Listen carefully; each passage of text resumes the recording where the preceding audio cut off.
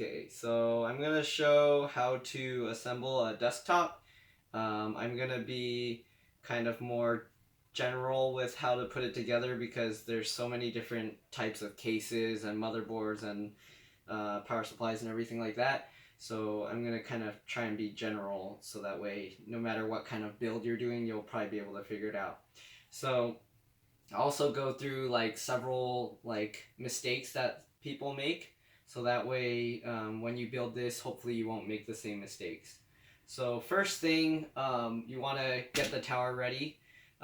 Just open up the case, take both panels off, and then just make sure no cables are going to be in the way when you like try and install things. So the first thing you want to do is you want to get your motherboard ready. So in the tower, usually in the case, it'll have these risers here. So these are important. You want to make sure that you got all of these here. Sometimes the case will come without them. So just make sure when you open your case, it'll come with a box of screws. It might be hidden somewhere. In this one, they hid a little box in the back tray of this hard drive caddy. So just make sure you look all around. If you don't find the accessories, the screws and things like that, that you just look for those first. So once you make sure that the tower has all these in, depending on your motherboard, some might not use all of them, so you can actually remove the ones that aren't needed. But in this build, it's going to have 9. There's going to be 3 along here, 3 towards the center, and then 3 on the far side. So you'll have those. Some cases will have like a middle pin here instead of this for the screw. So that way it's kind of more spring loaded. You just align it and then make sure that one pin. But for this case, it has the 9 screws. So once you make sure you got those, you're going to want to open the motherboard and find this back panel. I've seen a lot of people forget to put this in place. It prevents dust from going in the sides here, and it also helps ground this to the case. So this is somewhat important. Make sure you find this.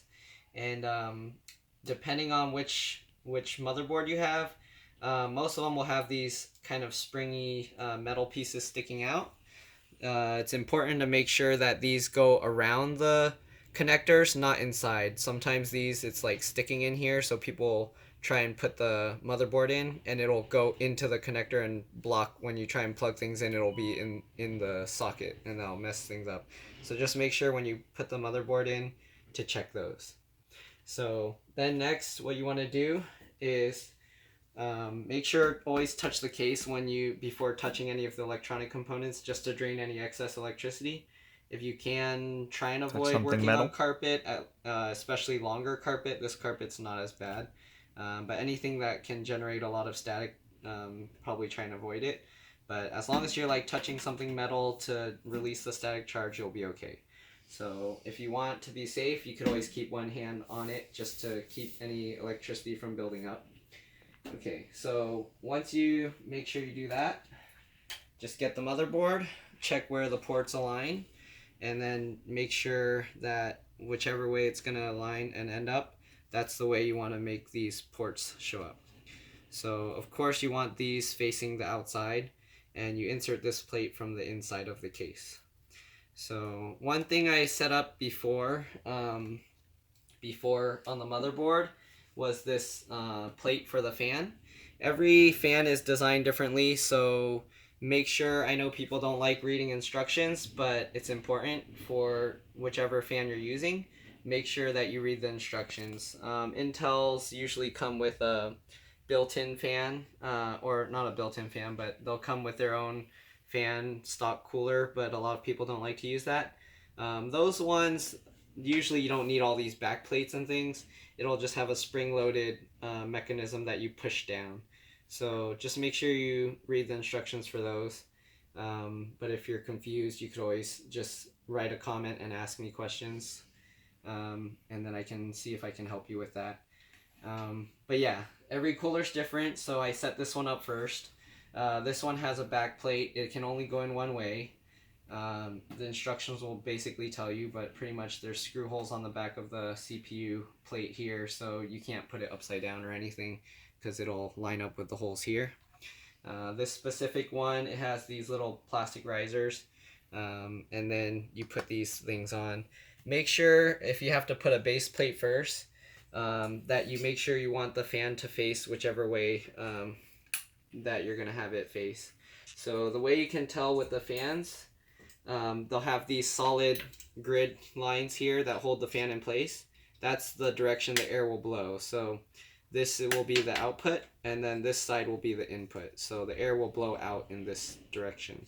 So same thing with the case fans. You got the fan here, and then the solid grids are on that side, so the air is all going to blow out this way.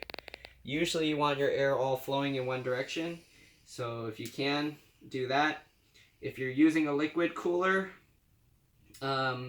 we found that the best cooling is if you pull cool air into the liquid cooler and blow it. You can blow it back into the case, and that works a lot better to keep the CPU cool. The rest of the components don't need to be cooled that quickly, so CPU's most important, and GPU. The GPU will be okay with the warmer air inside. So if you do liquid cooling, yeah, just making sure it's pulling the fresh air in, and that'll keep it cooler than if you were doing it the other way to pull the hot air from in the case out. Okay, so again with the motherboard, you want to put the plate first. Make sure you have it facing the right way. In this case, you have the, I guess there's wireless antenna holes here, but this motherboard doesn't seem to have a built-in wireless antenna. So, and then you got the USBs here and the mouse up top. So these go at the top. So you make sure you put this plate in with that direction. Make sure you know which side is the top of your case as well. So usually what you want to do is you start with one corner here, and then you go to the other corner, snap it in place, and then you can do the next corner. Just push it in, and then you can go along the sides, make sure everything's snapped into place. Okay, there you go. And then when you put the motherboard, make sure there's no cables that are going to get in the way, because you might get them stuck between the motherboard. So just make sure nothing's in the way. Then once you got the plate in, you can put the motherboard. So just grab the motherboard, slide it in. Make sure, don't slide it all along the metal thing because it can scrape up the bottom. So I like to kind of hold it up and then get the ports aligned. Then I'll check, make sure all the ports are okay. Once you make sure none of the metal pins are blocking these ports. Yep, so main one, the HDMI looked like it would have issues, but it looks okay. Actually, one of the pins went in there. So that's the one thing I was saying to avoid. Make sure that the pins don't get caught. So if it happens, just realign it. Make sure that pin is out. You can use your finger to kind of hold the things out of the way. Okay. That pin, they made it kind of tricky. Okay, so this design they made a little tricky. So one way you can do it, if it's kind of tricky and you don't get a good view, you can actually pop this thing off, put it sideways like this, see how it's gonna go. So if you want to be safe, you can use this kind of thing to put it in your lap or somewhere.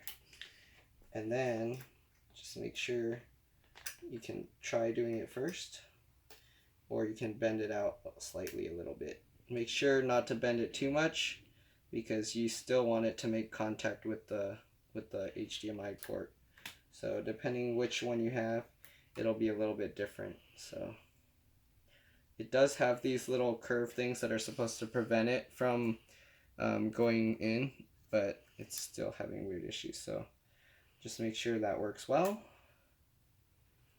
Bend it out a little bit, make sure it fits well. Okay, side is going in.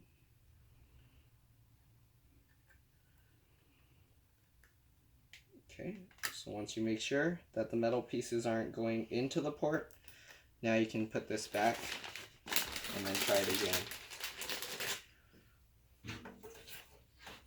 Put this piece back in there.